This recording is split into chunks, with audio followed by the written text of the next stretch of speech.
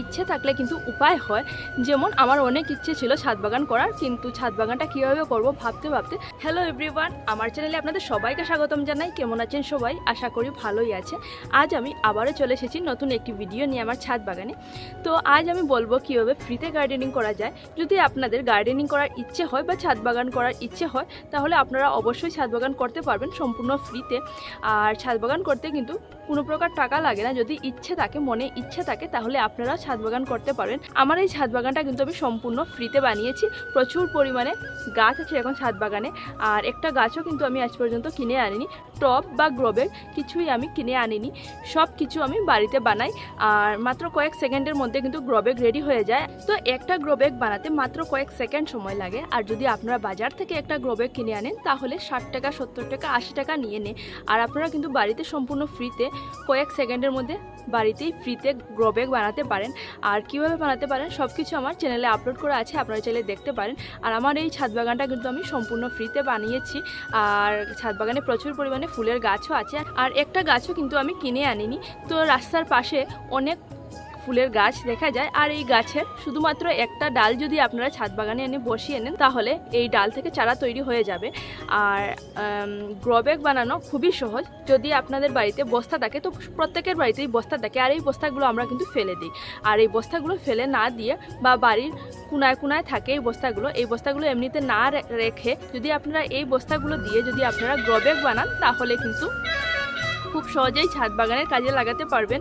তারপর বাড়িতে অনেক কন্টেইনার থাকে, ফাটা কন্টেইনার, তারপর অয়েল ক্যান, তারপরে আরও অনেক কিছু থাকে। সেই জিনিস দিয়েও কিন্তু টব বানানো যায়। তারপর সবচেয়ে গুরুত্বপূর্ণ একটা জিনিস হলো পার্সেলের প্যাকেট। প্রত্যেকের বাড়িতে প্রত্যেক দিনই প্রায় পার্সেল আসে, আর পার্সেলের প্যাকেট দিয়ে কিন্তু খুবই সুন্দর গ্রোব্যাগ বানানো যায়। তারপর হলো আপনারা সবজির বীজ, বাড়িতে যে সবজি আসে যেমন লঙ্কা, তারপর লাউ, এগুলোর বীজ থেকে কিন্তু খুবই সহজে বাড়ির এই বাজার থেকে আনা এই সবজির বীজগুলো থেকে কিন্তু খুবই সহজে চারা তৈরি হয়ে যায়। তো আমি এইভাবে সবজির বীজ থেকে চারা তৈরি করি। তো আমি বীজ কিনে আনি না, এইভাবেই চারা তৈরি করে নিই। আর যেগুলো সবজির বীজ থেকে চারা হয় না, সেগুলো কিনে আনতে হয়। তারপর ছাদ বাগানে দেওয়ার জন্য সার, আর এই সারটা রাসায়নিক সার আমি দেই না, ছাদ বাগানে জৈব সার দেই।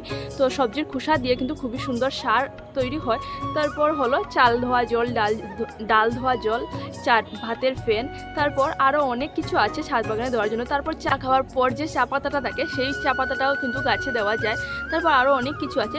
তো রান্নাঘরে থাকা অনেক জিনিস আছে যেগুলো ছাদ বাগানের কাজে লাগে, আর এই জিনিসগুলো কিন্তু আমরা ফেলে দিই। তারপর হলো পার্সেলের প্যাকেট, যেগুলো কার্টন কাগজের প্যাকেট, যেগুলো সেই কাগজগুলো কিন্তু মাটির সাথে মিশালে এগুলো থেকেও সার হয়। তারপর আরও অনেক কিছু আছে। তো আমি আমার চ্যানেলের মধ্যে কিভাবে ফ্রিতে গার্ডেনিং করা যায় এগুলো আপনাদের সাথে শেয়ার করি। আর আমার পুরো ছাদ বাগানটা কিন্তু আমি ফ্রিতে বানিয়েছি, আর খুবই সহজ পদ্ধতি।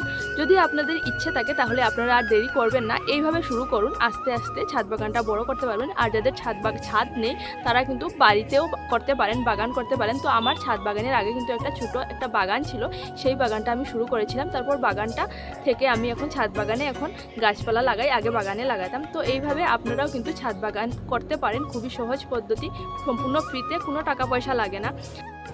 আর একটা কথা মাথায় রাখবেন, ইচ্ছে থাকলে কিন্তু উপায় হয়।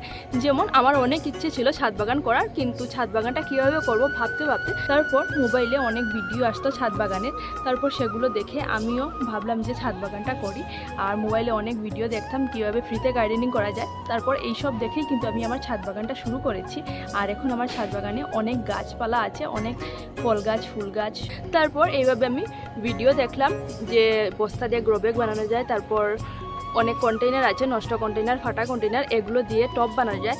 তারপর আমি আস্তে আস্তে ছাদ বাগানটা শুরু করি। তো প্রথমে আমার অনেকটা সময় লেগে যেত এই ছাদ বাগানের নিচে। তারপর ছাদ বাগান করতে অনেকটা সময় লেগে যেত, কিন্তু এখন বেশি সময় দিতে হয় না। এখন 1 ঘন্টা 1.5 ঘন্টা প্রত্যেক দিন দিলেই হয় ছাদ বাগানের নিচে। তো প্রথমে একটু সময় লাগবে, কারণ প্রথমে শুরু করতে একটু সময় লাগে। যদি আপনাদের ইচ্ছে থাকে, তাহলে আপনারা অবশ্যই ছাদ বাগানটা শুরু করুন, অবশ্যই পারবেন যদি ইচ্ছে থাকে। তো গাছ যারা ভালোবাসেন, তাদের গাছ লাগাতে খুবই খুবই ভালো লাগে। আর এই গাছের দিকে তাকালে কিন্তু মনের সব দুঃখ চলে যায়, বা মন যদি খারাপ থাকে মনটা ভালো হয়ে যায়। আর যদি আপনাদের হাতে সময় থাকে না, তাহলে মাঝে মধ্যে একটি দুটো করে গাছ লাগাবেন। যখন দেখবেন গাছে ফল হচ্ছে, ফুল হচ্ছে বা সবজি হচ্ছে, তখন দেখবেন খুব ভালো লাগবে। আর গাছপালা লাগালে কিন্তু পরিবেশের জন্য ভালো, তাই প্রত্যেকের উচিত এক দুটো করে গাছপালা লাগানো। তো আজকের মতো আমার ভিডিওটা এখানেই থাক, আগামীকাল নিয়ে আসবো নতুন একটি ভিডিও। আর আজকে আমার এই ভিডিওটা যদি আপনাদের ভালো লাগে তাহলে আমার পাশে থাকবেন আর আমার চ্যানেলটি সাবস্ক্রাইব করবেন।